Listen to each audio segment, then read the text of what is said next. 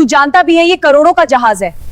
अगर इसे कुछ हुआ ना तो सिर्फ मशीन नहीं, सब कुछ दांव पे लग जाएगा। अगर तूने इस इंजन को ठीक कर दिया तो मैं तुझे 10 करोड़ दूंगा दुआ। हाँ, मैं इसे सही कर दूंगा। तारीख थी 14 जनवरी। अरब सागर के बीचों बीच एक विशाल कंटेनर जहाज सागर रत्न भारी लहरों के बीच धीमे धीमे डोल रहा था। आसमान पर बादल इतने नीचे झुकाए थे जैसे समुद्र से कोई राज सुनना चाहते हों। हवा में नमी थी और नमक की गंध हर सांस के साथ अंदर उतर रही थी। अचानक दोपहर 3:17 पर जहाज में एक झटका लगा। पहले हल्की कंपन, फिर रुकी, फिर मशीनों की गूंज कम हुई और कुछ ही सेकंड में वो आवाज जो हर जहाज की धड़कन होती है पूरी तरह थम गई। इंजन बंद हो चुका था। ब्रिज पर खड़े कप्तान विक्रम सिंह ने तुरंत कंट्रोल पैनल की तरफ देखा। लाल लाइटें जल उठी थीं। अलार्म की बीप पूरे जहाज में गूंज रही थी। नीचे इंजन रूम में अफरा तफरी मच गई। मेन इंजन फेल, वायरनेस पर आवाज आई। जहाज पर सैकड़ों कंटेनर लदे थे, उनमें दवाइयां, मशीनरी और खाद्यान्न सामग्री। अगर समय पर बंदरगाह नहीं पहुंची तो करोड़ों का नुकसान। लेकिन पैसे से भी बड़ी चिंता थी, हम समुद्र के बीचों बीच थे। इंजन रूम में पसीने से तर इंजीनियर मशीन के अलग अलग हिस्से खोलकर देख रहे थे। भारी भरकम पिस्टन, मोटी पाइपलाइन, वॉल्व और गियर सब खामोश पड़े थे। मुख्य इंजीनियर चक्रवर्ती ने माथा पोंछते हुए कहा, फ्यूल लाइन ठीक है, टर्बोचाइजर भी सही लग रहा है, लेकिन इंजन स्टार्ट ही नहीं ले रहा। 3 घंटे बीत चुके थे। इसी जहाज के निचले डेक पर एक कोने में 15 साल का एक लड़का चुपचाप बैठा था। उसका नाम था कोहड़ा। वो आधिकारिक तौर पर जहाज पर काम नहीं करता था। उसके चाचा, जो कुक थे, वो उसे छुट्टियों में साथ ले आए थे ताकि वो समुद्र देख सके। लेकिन कोहड़ा की दिलचस्पी समुद्र से ज्यादा मशीनों में थी। जब बाकी बच्चे मोबाइल गेम खेलते थे, कोहड़ा पुरानी मशीनों के पुर्जे खोलकर जोड़ता था। वो स्वभाव से बहुत ही शांत और अंतर्मुखी था, लेकिन मशीनों के मामले में उसका दिमाग बिजली की तरह चलता था। उसने यूट्यूब वीडियो देखकर और गांव के मैकेनिकों के साथ बैठकर डीजल इंजनों की बुनियादी समझ खुद से सीखी थी। अचानक उसे जहाज के रुकने की खबर मिली। वो धीरे धीरे इंजन रूम की ओर बढ़ा। वहां गर्म हवा, तेल की गंध और तनाव घुला हुआ था। उसने दरवाजे से झांककर उस विशाल इंजन को देखा। इतनी बड़ी मशीन उसने कभी पास से नहीं देखी थी। मुख्य इंजीनियर झुंझलाकर बोले, कोई बाहर जाए, यहां भीड़ मत लगाओ। कोहड़ा एक कदम पीछे हटा, लेकिन उसकी नजरें इंजन पर टिकी रहीं। उसने गौर किया, अलार्म की लाइट लुब्रिकेशन प्रेशर के पास टिमटिमा रही थी। वो कुछ समझने की कोशिश कर ही रहा था कि अचानक जहाज हल्का सा डगमगाया। बाहर लहरें तेज हो चुकी थीं। कप्तान की आवाज गूंजी, अगर 6 घंटे में इंजन चालू नहीं हुआ तो हमें इमरजेंसी सिग्नल भेजना पड़ेगा। कोहड़ा का दिल तेज धड़कने लगा। वो जानता था, इतनी बड़ी मशीन में समस्या बड़ी भी हो सकती है और बहुत छोटी भी। लेकिन क्या कोई 15 साल का लड़का इतनी बड़ी जिम्मेदारी के बारे में सोच भी सकता है? उसने एक गहरी सांस ली और मन ही मन तय किया, अगर मौका मिला तो वो कोशिश जरूर करेगा। इंजन रूम में अब बेचैनी साफ दिखाई दे रही थी। समय बीत रहा था, लेकिन समाधान दूर था। मुख्य इंजीनियर चक्रवर्ती बार बार मॉनिटर की रीडिंग देख रहे थे। ल्यूब्रिकेशन ऑयल प्रेशर लो की चेतावनी अब भी स्क्रीन पर चमक रही थी। कप्तान विक्रम सिंह नीचे आए। उनकी चाल तेज थी, लेकिन चेहरे पर संयम। स्टेटस? उन्होंने सीधा पूछा। Sir, main lube oil pump घूम रहा है, लेकिन प्रेशर बिल्ड नहीं हो रहा। अगर प्रेशर नहीं बना तो इंजन स्टार्ट लेना तो दूर, हम क्रैंक भी नहीं कर सकते। कोहड़ा दरवाजे के पास खड़ा सब सुन रहा था। उसने ध्यान से देखा। एक सहायक इंजीनियर मोटी पाइपलाइन के पास झुककर कुछ जांच रहा था, लेकिन किसी ने उस छोटे से सेकेंडरी फिल्टर यूनिट की तरफ ध्यान नहीं दिया जो दीवार से लगी थी। कोहड़ा ने हिम्मत जुटाई। सर, एक बात पूछ सकता हूं? कोई जवाब नहीं आया। वो थोड़ा आगे बढ़ा। सर, अगर ऑयल पंप चल रहा है और फिर भी प्रेशर नहीं बन रहा, तो कहीं रिटर्न लाइन में लीकेज या फिल्टर ब्लॉकेज तो नहीं? कुछ इंजीनियरों ने उसकी तरफ देखा। तुम यहां क्या कर रहे हो? एक ने सख्ती से कहा। कोहड़ा घबराया, लेकिन रुका नहीं।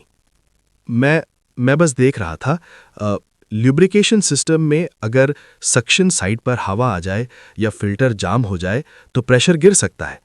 क्या सेकेंडरी फिल्टर चेक किया गया है? मुख्य इंजीनियर ने भौहें से कोड़ी। हम यहां खिलौना इंजन नहीं चला रहे बच्चा, यह जहाज का मेन इंजन है। कोड़ा चुप हो गया, लेकिन उसकी नजर उसी फिल्टर यूनिट पर टिकी रही। उसे याद आया, पिछले महीने उसने अपने गांव में एक पुराने ट्रैक्टर का इंजन ठीक किया था। वहां भी पंप ठीक था, लेकिन फिल्टर जाम था। बाहर से सब सामान्य दिख रहा था, पर अंदर गंदगी जमा थी। तभी कप्तान की नजर कोहड़ा पर पड़ी। ये कौन है? कुक का भतीजा है सर। कप्तान ने कुछ पल उसे देखा। तुमने जो कहा दोबारा समझाओ। कोहड़ा का गला सूख गया, लेकिन उसने धीरे धीरे समझाया। अगर फिल्टर अंदर से जाम है तो ऑयल फ्लो कम हो जाएगा, पंप घूमेगा, लेकिन प्रेशर नहीं बनेगा। और अगर रिटर्न लाइन में कहीं सूक्ष्म लीकेज है तो भी ऐसा हो सकता है। कमरे में कुछ सेकंड सन्नाटा रहा। मुख्य इंजीनियर ने अनमने ढंग से कहा, सेकेंडरी फिल्टर खोलकर देख लो। दो मैकेनिक आगे बढ़े। भारी रिंच से बोल्ट ढीले किए गए, ढक्कन हटाया गया। अंदर काला गाढ़ा कीचड़ जैसा तेल जमा था। यह कैसे? एक इंजीनियर बुदबुदाया। फिल्टर लगभग पूरी तरह जाम था।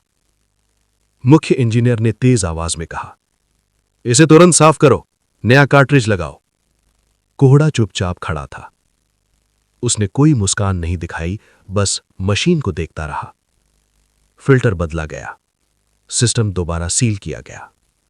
आप प्राइमिंग करो, चक्रवर्ती बोले। पंप फिर से चालू किया गया। सबकी नजरें गीज पर टिक गईं। सुई हल्की सी हिली। कोहड़ा की सांस थम गई, लेकिन प्रेशर अभी भी पूरी तरह सामान्य रेंज में नहीं पहुंचा था। कप्तान ने गहरी आवाज में कहा, लगता है कहानी अभी खत्म नहीं हुई। गेज की सुई धीरे धीरे ऊपर उठी, लेकिन सामान्य स्तर तक नहीं पहुंची। मुख्य इंजीनियर ने माथा सिकोड़ लिया। प्रेशर बेहतर है, पर अभी भी कम है। इंजन स्टार्ट करने लायक नहीं। कमरे में फिर वही भारी सन्नाटा लौट आया। कप्तान विक्रम ने घड़ी देखी। हमारे पास ज्यादा समय नहीं है। कोहड़ा चुप था।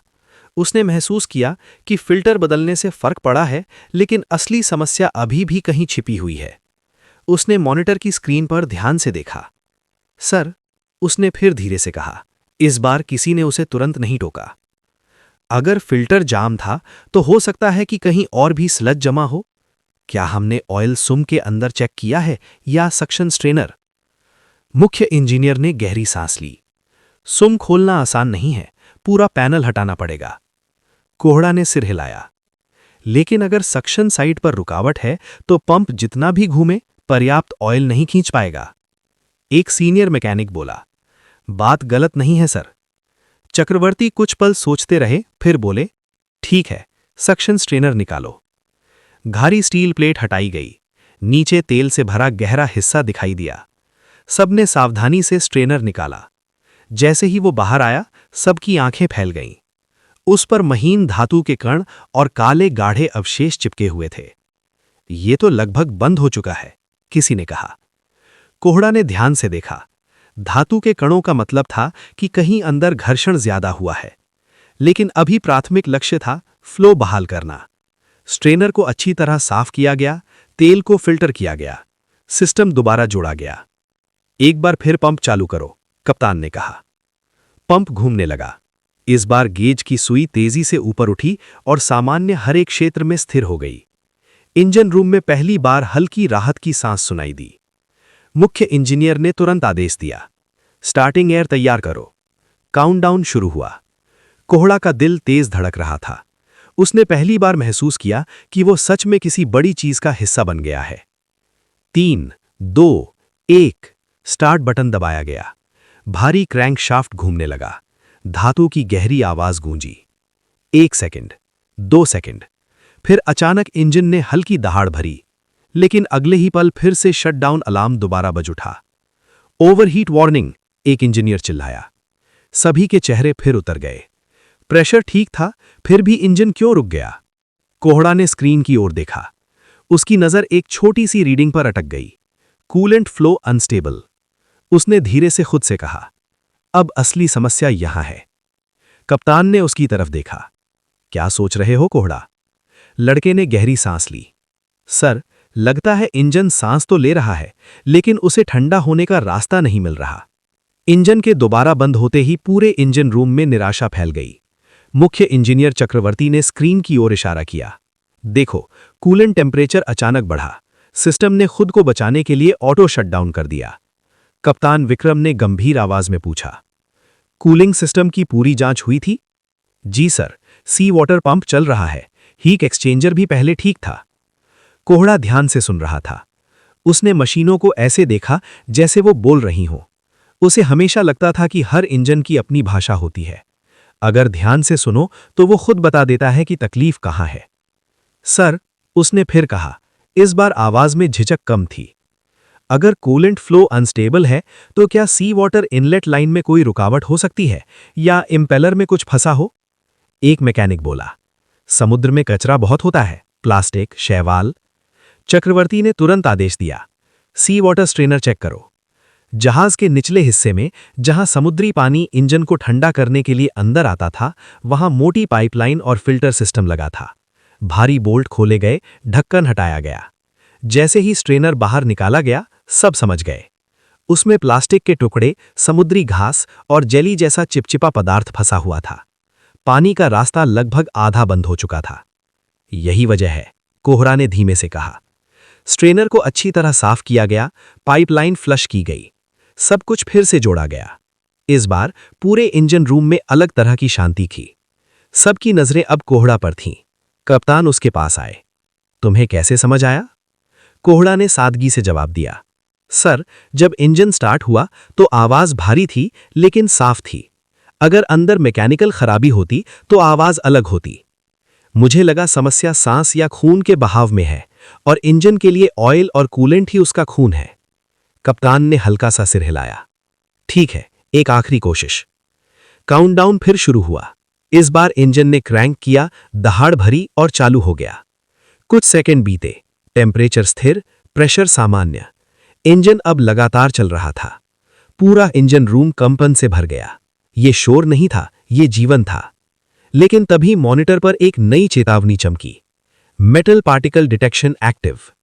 मुख्य इंजीनियर का चेहरा गंभीर हो गया। कोहड़ा ने स्क्रीन देखी।